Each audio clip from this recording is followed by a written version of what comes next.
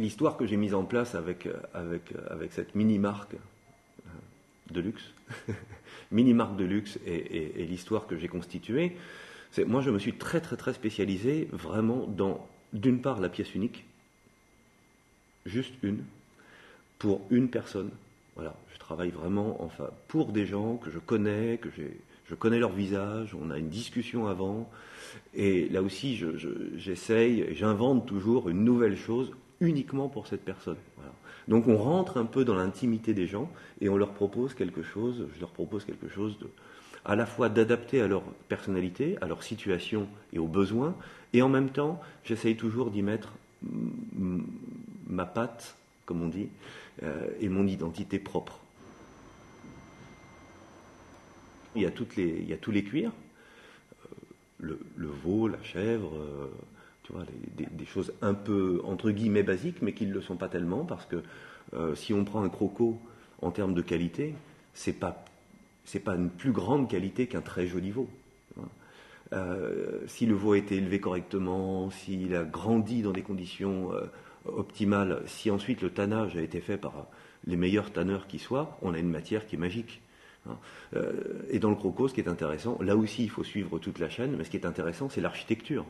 Donc ensuite, ce qu'il va falloir réfléchir, c'est comment on va couper, il faut beaucoup réfléchir à la matière finalement, et où on va placer les choses. C'est presque un travail de sculpteur ou d'architecte.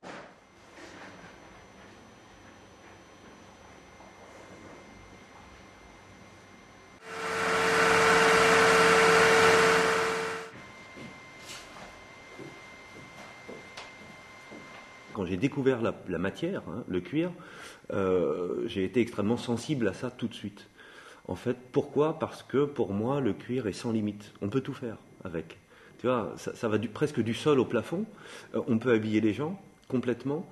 On peut tout recouvrir. On peut presque tout faire. En termes de couleurs, si on revient sur les couleurs, une femme russe ne va pas me commander tout à fait le même sac dans les mêmes couleurs qu'un client new-yorkais ou qu'une cliente japonaise. Ce qui était le luxe, et l'idée du luxe pour les Russes, c'était encore, pour l'instant, je dirais, presque un peu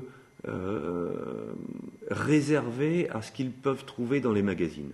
Je ne suis pas sûr que pour moi la Russie soit un marché facile. Je pense même qu'il est plutôt difficile parce que je ne représente pas grand-chose.